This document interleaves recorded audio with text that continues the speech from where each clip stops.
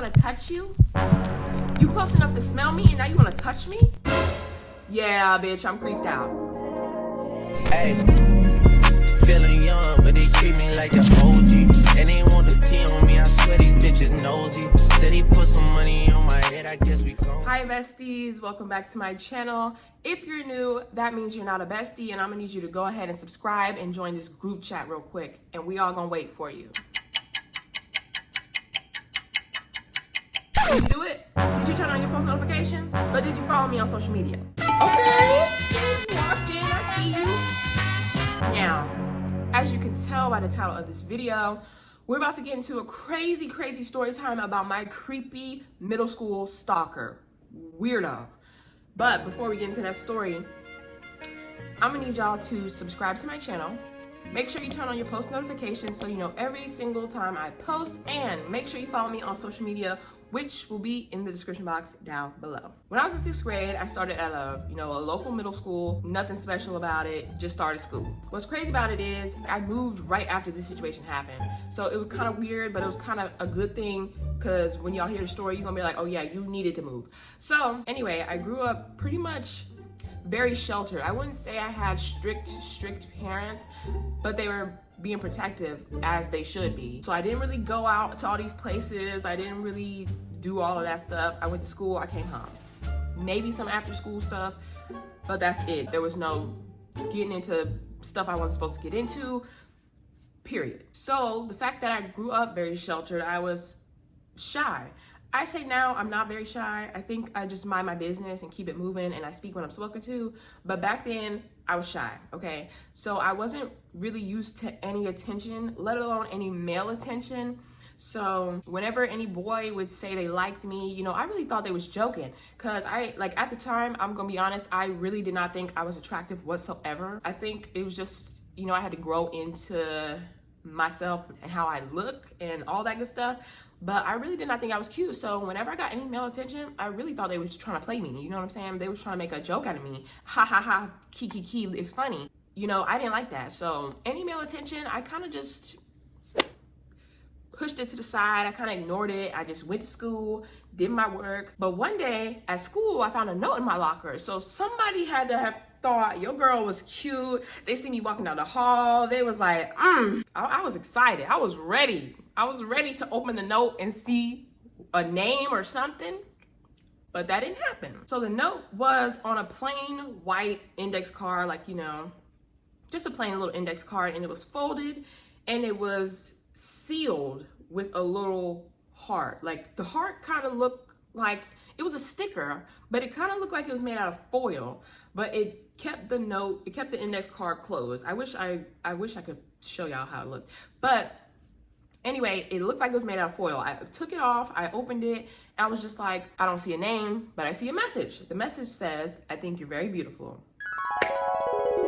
Not gonna lie, that got me. It got me because it was very different from what I was used to then. The kind of attention I was getting was kind of like, just like the boys yelling weird stuff down the hall, like, hey yo, shorty, with the fatty, come here, bro. Like, stuff like that. Like they were boys. They was yelling some crazy stuff. And that's all I was used to. No boy ever came up to me or, nothing like that. Nothing like that ever happened. So when I got this note, I was like, okay. Somebody got a little crush on me. So at the time, the note seemed very innocent, very sweet, very cute. And I just wanted to know who sent it.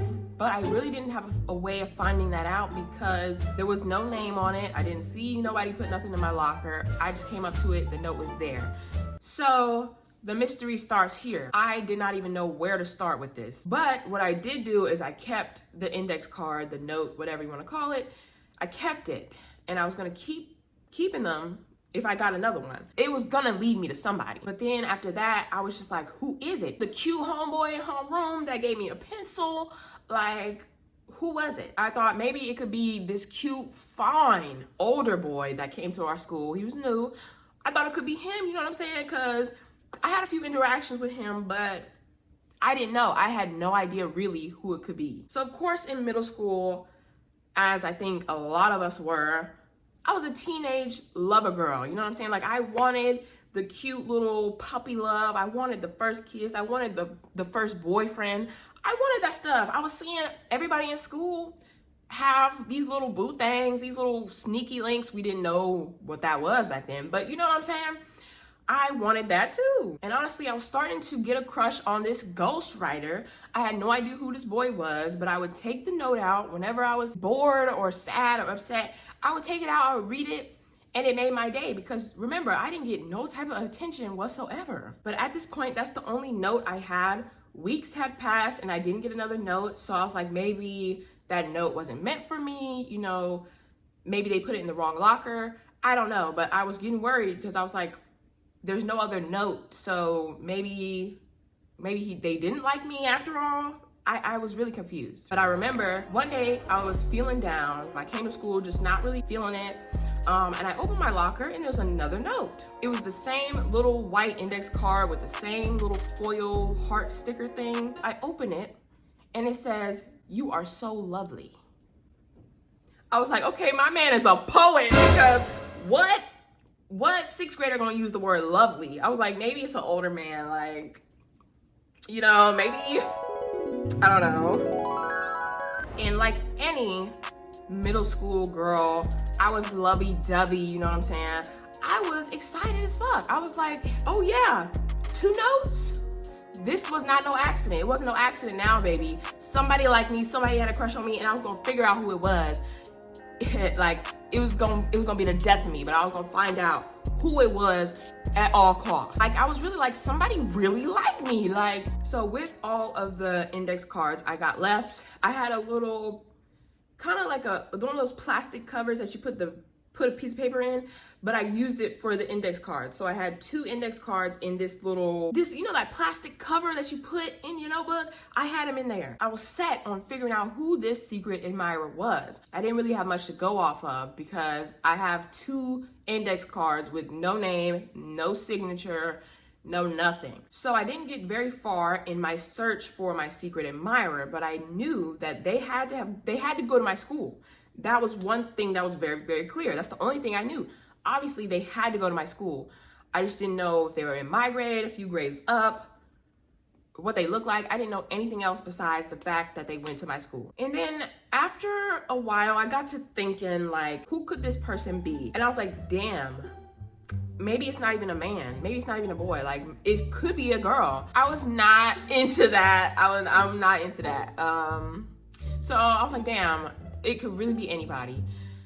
So the search starts again. It didn't even finish. So the search continued. So during this time, I had a friend that I was building a relationship with, a friendship with, I should say, not a relationship. We're gonna call him Ty. So Ty was either a grade above me or 2 grades above me, but we had a class together. We also had a free period together, and we also had lunch together. So we were, you know, our friendship was really blossoming at this time. I will say though, he wasn't really my type. I mean, if a middle school girl can have a type, like, you know, but nonetheless, he was very, very sweet. We had a bunch of stuff in common. We were always hanging out. We hung out a lot. Like I said, we had like several periods together. So I was thinking that the notes were from him. I wasn't 100% sure on that. So I held off on like saying or asking anything about the notes. I just let it be. And if he told me something, I was like, okay, now I'm gonna mention the notes, or I'm gonna be like, okay, I know the notes are from you. But for now, I just kept my mouth shut. It was on the hush hush. I didn't say nothing. Then Ty, he confessed to liking me. Like back then we were like, oh, he like you, girl. Yeah, he like me. So he confessed to that, and I was like,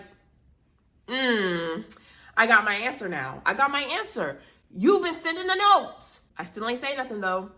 I was gonna let it play out, but he did admit that he like me. So keep that in mind. So we were in the gym for an assembly, and Ty told me, he told me in great detail how he felt about me, right? So I was like, why go the extra mile? Like now, since he's really telling me in detail how he feels about me, I'm like, I'm gonna start asking him about the notes. I was like, why go the extra mile? Why did you leave me all these damn notes and you didn't just tell me that you liked me from the jump? I knew I messed up right then because his face was very confused. He was like, what notes? What are you talking about? I didn't leave you no notes. Not only was I embarrassed, but the search continues. This man didn't send me no notes in the locker. He wasn't no Romeo. He didn't send me no notes. So now I gotta continue this search. And now this man thinks I'm crazy because he talking about what notes? What you talking about? Fast forward like another week. I open my locker and there's another note. This one says, I always think about you. I was like, oh, that'll make your coochie throb for real. It was sweet. Like I had got no attention whatsoever. And to know someone was always thinking about me, it was really cute. It was giving me very romantic vibes, But I could tell that whenever I did get a note and I opened it and I read it, I started to notice that Ty was getting very jealous. Like, boy, we don't even know who wrote these notes. You jealous of our ghostwriter. You jealous about Casper. We don't know who sent these notes and you over here mad. Boy, calm down. But now I knew I really needed to find out who this secret admirer was because I was starting to lose focus in class. Like I used to be, very attentive in class, always paid attention, but now like I would get called on. I don't know what they're talking about, what page we on, because I'm over here thinking and looking at these notes and thinking about who the secret admirer was. So I was like, yeah, we need to find out who this is because I cannot focus. My grades didn't go down because I knew better. And my mama was going, no, my grades did not slip.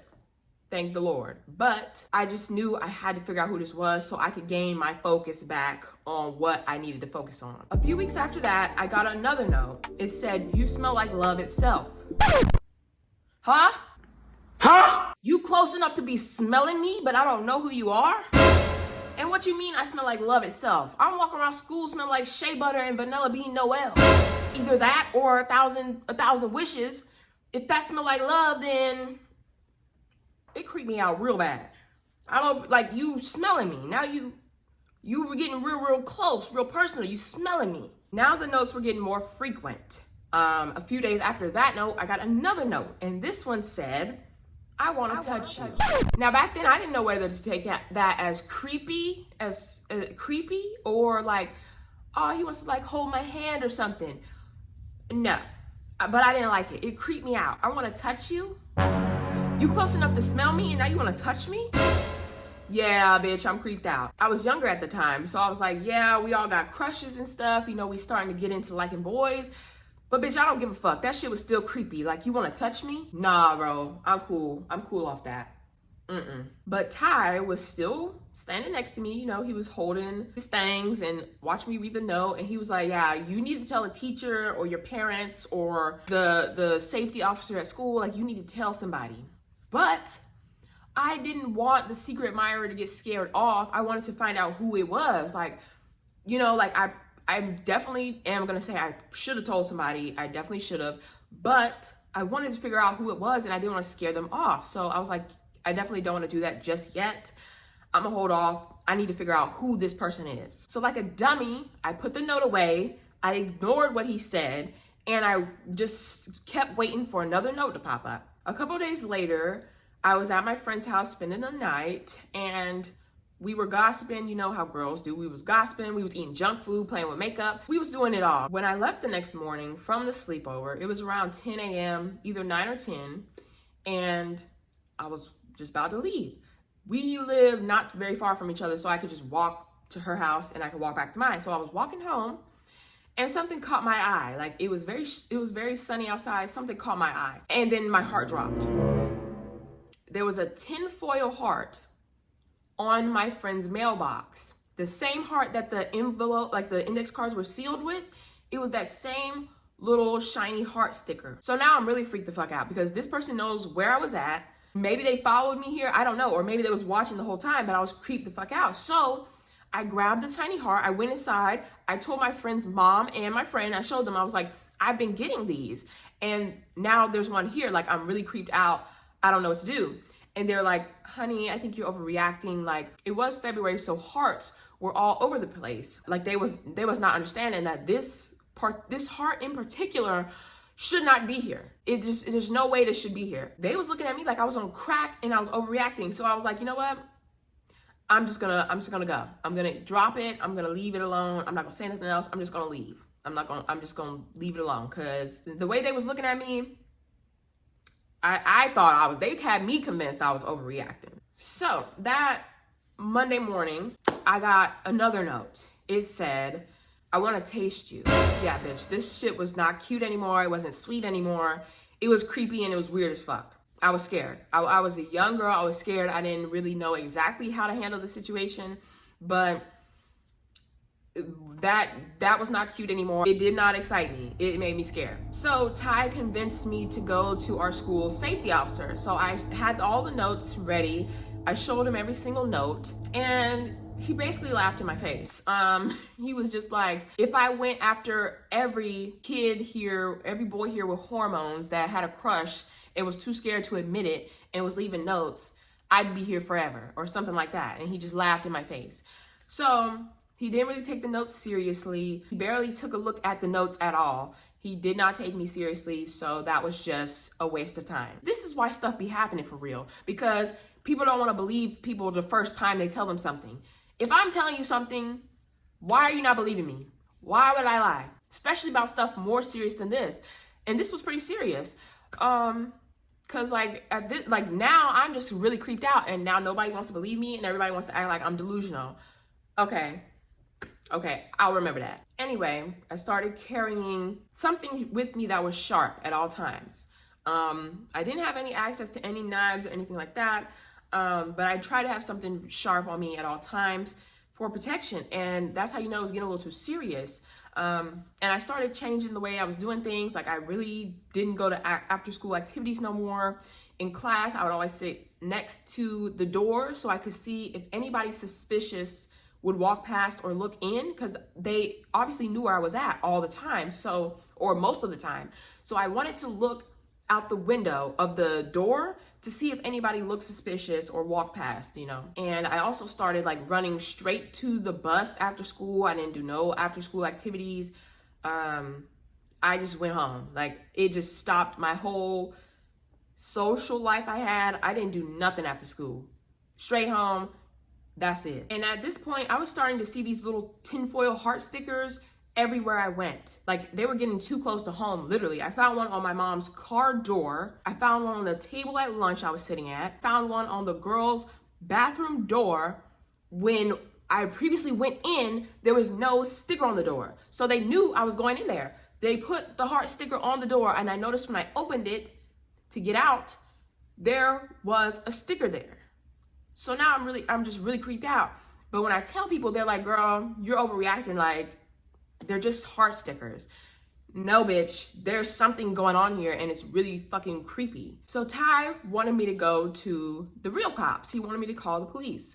And after I had went to the school safety officer, I didn't really feel like calling the cops because I just didn't want to be laughed at again. You know what I'm saying? Like, if he laughed at me, they probably gonna laugh at me too. So I did not feel very comfortable going to somebody else and telling them the same thing if I was just gonna get the same reaction. So since I didn't want to be laughed at again, I didn't want to, not be taken seriously again, I just said nothing. I did nothing. I suffered in silence. And yes, I could have told my parents, I could have got this thing over with already, or at least have somebody, an adult know. But I was young at the time. Like I said, I didn't really know how to handle situations properly. So I don't know. I just didn't tell them. But I did nothing. I got off the bus and I got the mail like I usually do. There was magazines, there was my parents' stuff. But this time there was a envelope in there, and it had one of those tiny little tinfoil heart stickers. I was like, okay, this is getting a little too much now, because now you know where I live. But anyway, I opened that envelope and it had a note in it. The note said, I bet your blood tastes like chocolate. I have very dark humor, so now I'm just like, oh, I bet you said that because I'm black, right? Really? But back then it was not funny. I was screaming. I literally screamed. I was like, what the fuck is going on? Inside the envelope, there was a little bit more this time. It wasn't just a note. I took out some pictures, and these pictures were of this grown man in different positions playing with himself, right? So then I ran aside. I knew that this was getting a little too much now. I showed my mom. She was like, what the fuck is this? She called the police, and that was enough evidence to have the man arrested at least. I knew at that point, obviously, that it was not a boy at my school, like I was hoping. It wasn't anybody that I could potentially like. It wasn't anyone my age. I thought it was somebody playing a joke on me, but it was not. It was a creepy ass man. And you know how your parents say, oh, there's crazy people in this world. But as a kid, you're like, can you chill out? Like, can you calm down? Like, I know there's crazy people in this world. You really don't know how crazy people can get. But anyway, the police came out to the house. They took the pictures. They took a report. And like I said, it was enough evidence to have the man arrested. Luckily, I did recognize the man in the photos. So, you know, thank goodness. And yeah, that's the end of that story. Oh, I forgot to tell y'all who the man was, right? I forgot to tell you. Because I said I recognized him, right? I'm gonna let y'all take a few chances before I say anything. Guess who this man was? Guess where I recognized him from? Take a good guess. I recognize this man because he was the school's janitor. Oh! Somebody, oh! He needs some milk. Like, maybe it's an older man, like, you know, maybe, I don't know. The school's janitor. I never really thought it could be him though, because, you know, like in cartoons, you have the main characters and then you have just the people in the background. That was him in the back. Like, I never said a word to this man. Maybe I would see him cleaning up something every once in a while, but why would I think it was him? This man knew where I lived. He knew where I was. He knew where I was at in the school, apparently, because he was leaving the tinfoil hearts on the bathroom's doors. You know how creepy that is? After you sit here and think about that, think about that. I was a little girl, bro. Like, yeah, we were very glad to be moving away from that. They be hiring anybody as janitors. Like, don't you know if these people have some type of background? I don't even know what to say. Just know my mental was not very good after that at all. But anyway, I hope you guys enjoyed this crazy story time that I finally get out of my heart, out of my soul, and let some other people hear it. I hope you guys enjoyed it. That's the end of this video, but as always, make sure you subscribe to my channel, turn on my post notifications so you know every single time I post, and make sure you follow me on all my social media in the description box down below. Comment if you want to see any other story times, comment what you want to see from me in general, but that is it for this video. I will see you guys in my next one.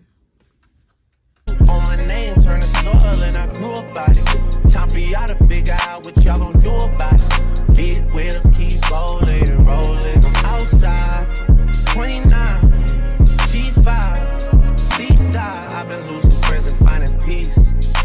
But honestly, that sounds like